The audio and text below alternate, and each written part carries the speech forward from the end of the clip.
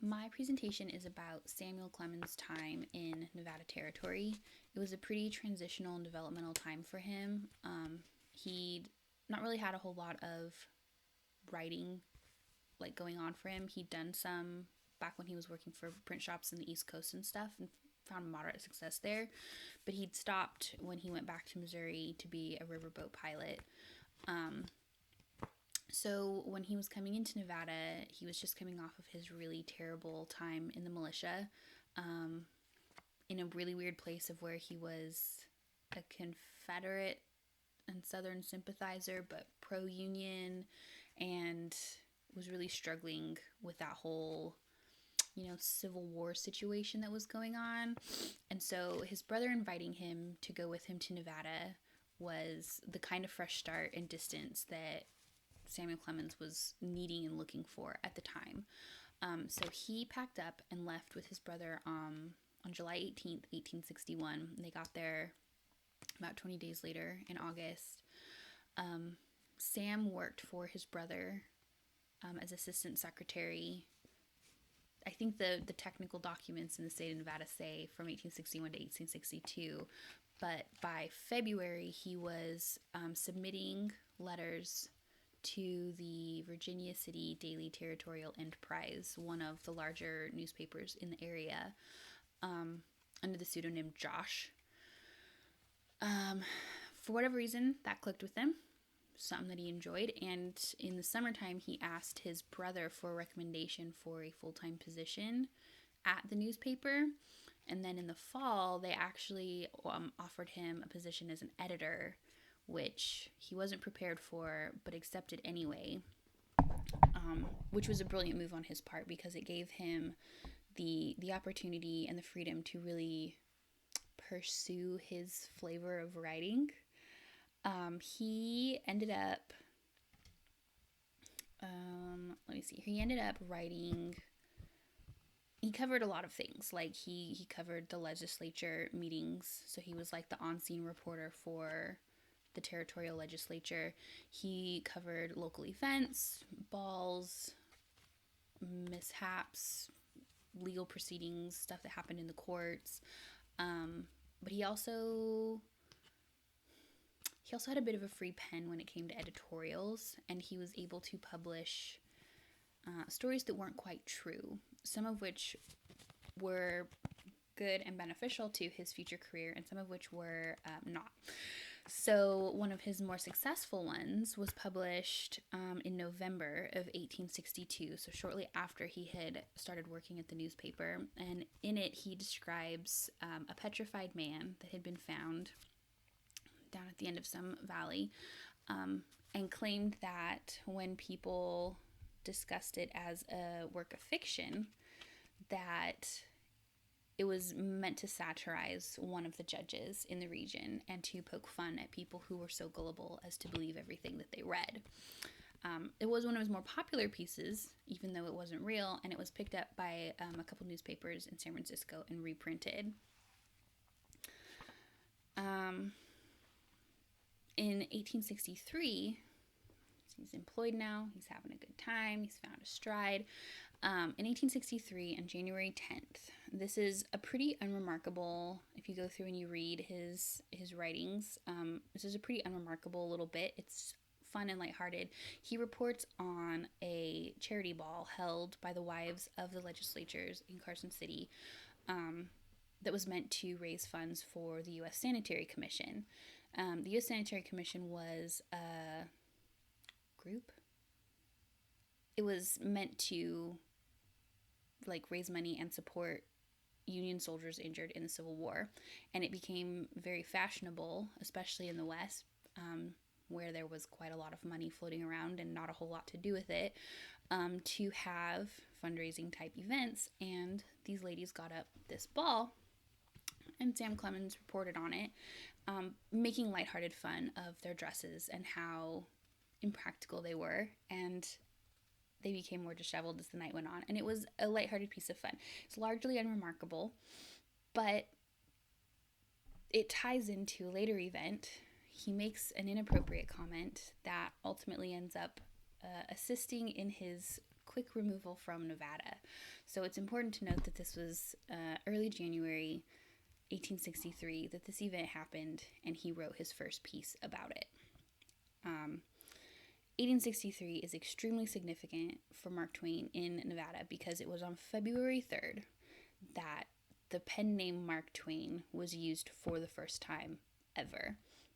He wrote a letter to the editor, aka himself, at the Territorial Enterprise, and it was just a fun little thing describing this ridiculous party down in Carson that had kept him up for 48 hours, and he was complaining of how tired he was, and that he had slept for 48 hours after to make up for it.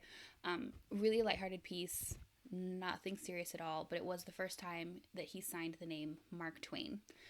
From that time on, until he left Nevada, he wrote several more letters and was a contributor under the name of Mark Twain fairly consistently, bantering back and forth with some of the other writers there at the newspaper. His friend Dan DeQuille, they had a back and forth. It's pretty humorous. You guys should really read his stuff. It's pretty funny. In the summer, he visits San Francisco for the first time, which will be significant later in his career because it's here that he starts making some literary connections, and it's when he really starts to broaden his audience.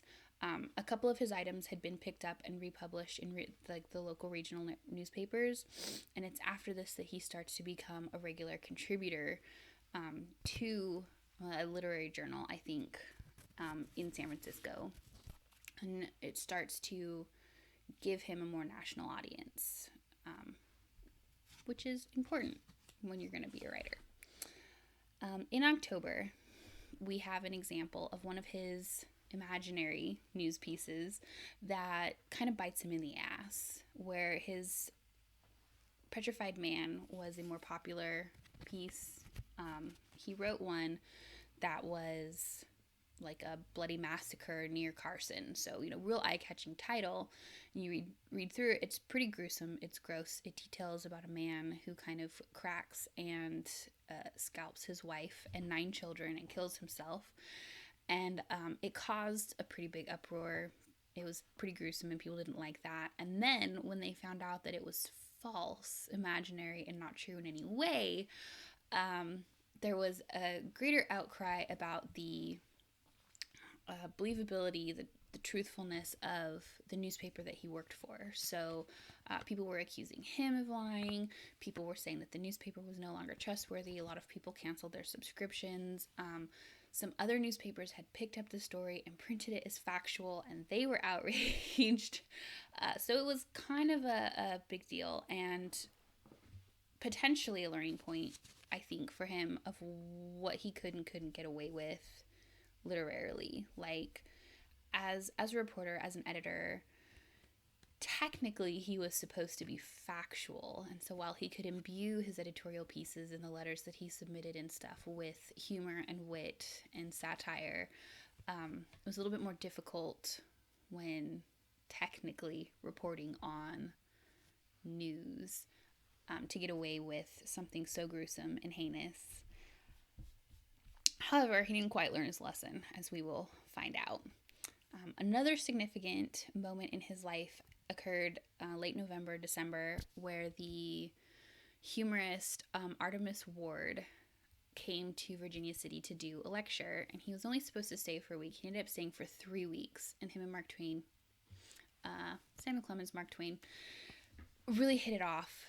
They ended up being pretty good friends, and Artemus Ward had a big influence on Mark Twain, his writing, his humor, satire, that kind of stuff. But to me, most humorously in his physical presentation of himself, it's pretty funny. I'll include a link when I post this.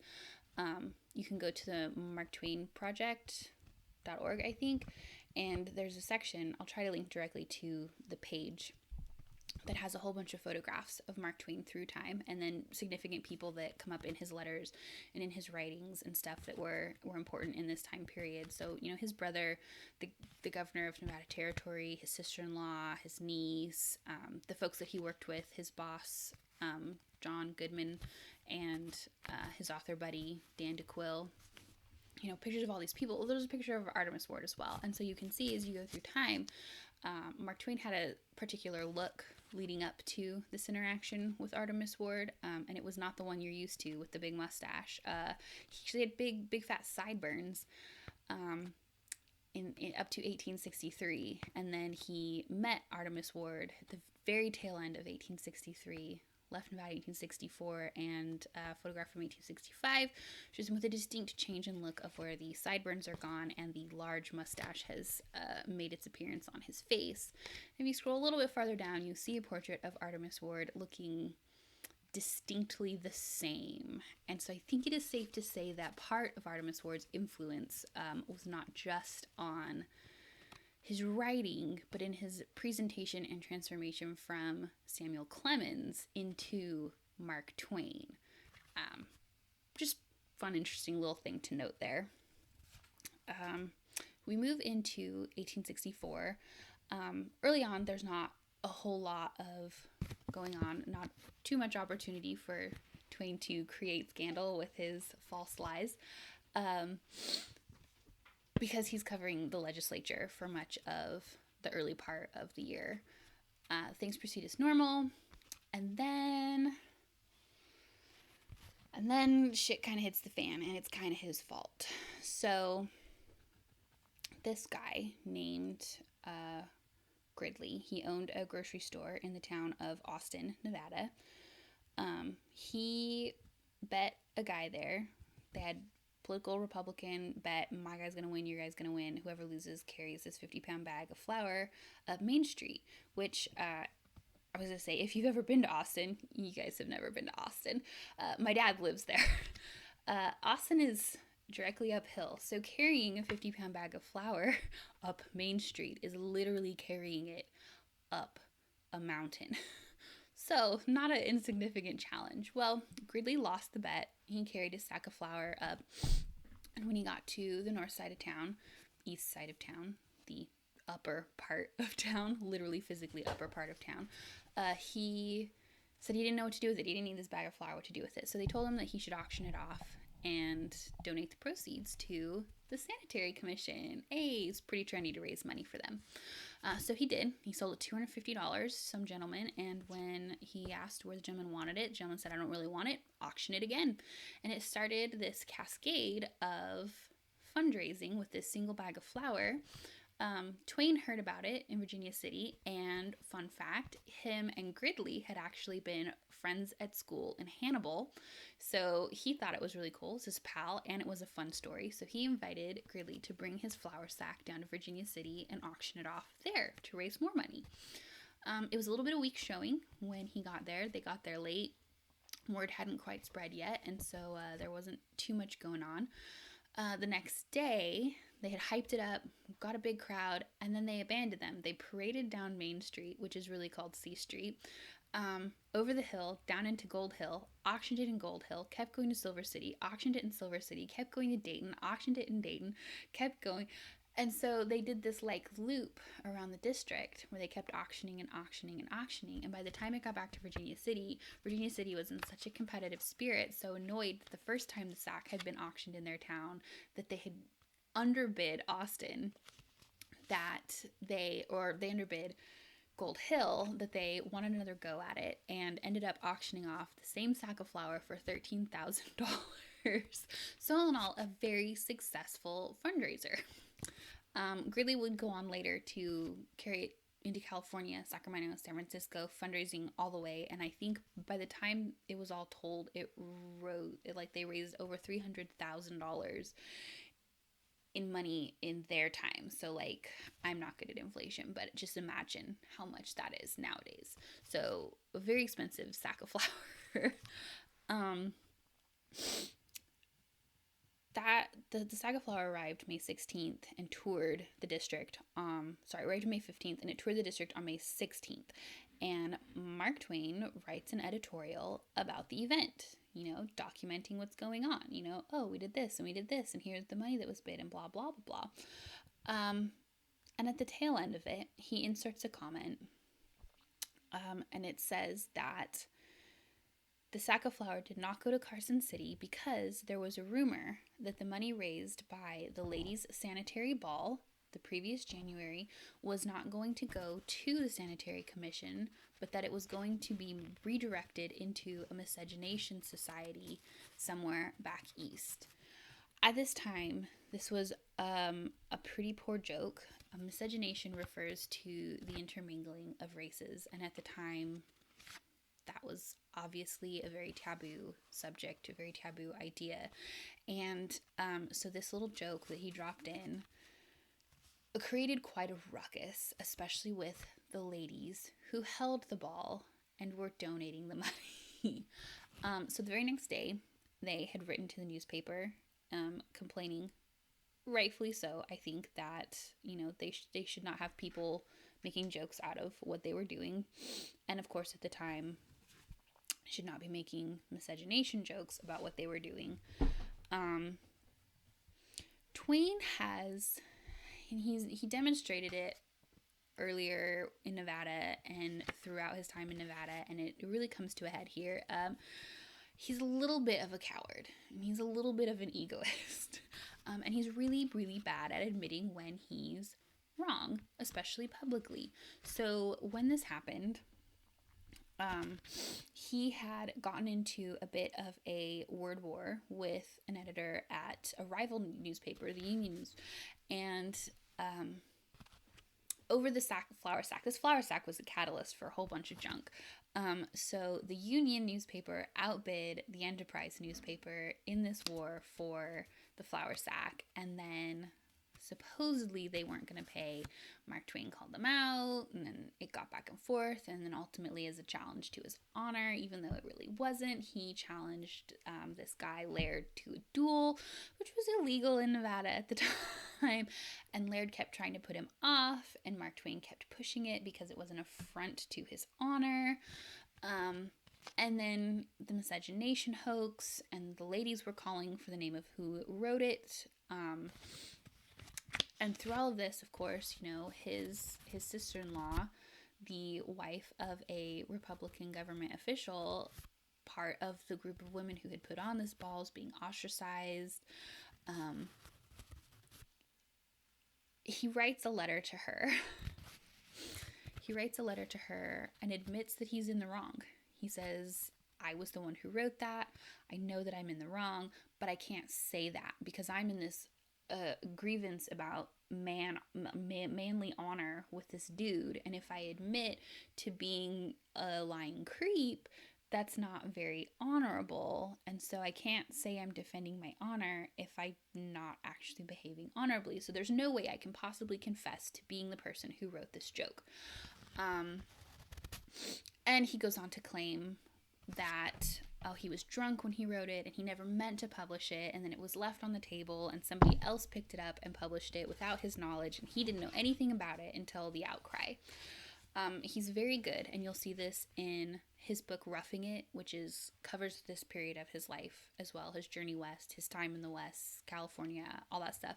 And in later works and letters, he's very revisionist about his own personal history. He always tries to paint himself as the good guy or as the victim or as more morally upright than he actually is. And so you really need to read through his letters and his reports of what happened and other people's reports of what happened and kind of go back and forth between what actually lines up across all of the things. So with all of this coming to a head, he issues... on May 24th, he issues an apology published in the newspaper that is unsigned and uses we. We did not mean to cause offense. We said it was a hoax, etc., etc. It's a pretty weak excuse for an apology. He writes his brother that he's sick and tired of the territory and ready to lit out. And essentially he does. The duel thing with this guy starts to look more serious. He's a little bit of a coward and doesn't actually want to go through with it. So him and his buddies, May 29th, they're on a coach out of Nevada. And that was it. So very, very short period, 10 days, 12 days, he stirs up trouble. He leaves the state. It was, I think, an important lesson for him literarily. He definitely learned boundaries of what he could and could not get away with in writing, and it set him up as a writer. So when Twain came to Nevada, he wasn't a writer. He was a dude, kind of dabbled in writing, dabbled in printing, was a riverboat captain. Like he was not a writer. When he left Nevada, he was in the perfect position to take in further experience in California. He meets up with author Bret Harte and really gets some solid advice from him, and goes on to be a truly successful author because of this transition in Nevada. This is really where it shifts from Samuel Clemens to Mark Twain. He starts signing his personal letters as Mark Twain, and he really takes on that persona and pursues that character in his writing. Like this is the shift right here. There's a whole lot more that I would love to talk about. What was going on in Nevada, Twain's interactions with it, but that's really the big points there that are super vital.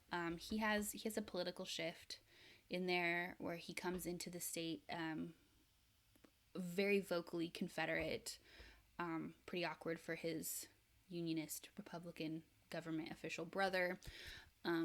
As time goes on and like the war progresses, leans more towards the Union side. Nevada's a Unionist territory. It was rushed through statehood. In the end, there, 8 days before the election in 1864, they telegrammed the Constitution. There was a special bill passed that if Nevada could put together a proper constitution by a certain time period and the president approved it, Nevada would become a state. So they put together a constitution. They telegrammed it. It's the most expensive telegram at the time. It was cost almost $4,000. It's also one of the longest telegrams. They telegrammed the entire constitution to Washington. President Lincoln approved the Constitution and signed the state into statehood October 31st, 1864, mere months after Twain had left. In that time, Twain had shifted from his Confederate leanings towards Unionist, like fully embracing the Unionist perspective, and it shows in his scrapbooks and it shows in his writings. But he really held on to the Southern ideals. He had not let go of slavery. He still had really unfortunate views of Black people. But I think that this shift in politics, the shift in his writing really began Mark Twain on his true progression into the writer that we know today, and the views that he ended up holding and writing about. Because he was pretty vocal there, especially in the 70s. He called himself out and he said I was an asshole in the 50s and 60s, and I had no idea what I was doing. So I think if Mark Twain hadn't come to Nevada, he wouldn't have been the author that he was. I think that he was put into a unique situation there with the flexibility that was in the government, the flexibility that was in the territory, the flexibility that was in the city, the flexibility that he had with the newspaper, that really gave him the opportunity to experiment and bend and learn and push him towards the direction that would ultimately end up giving us Mark Twain literary genius.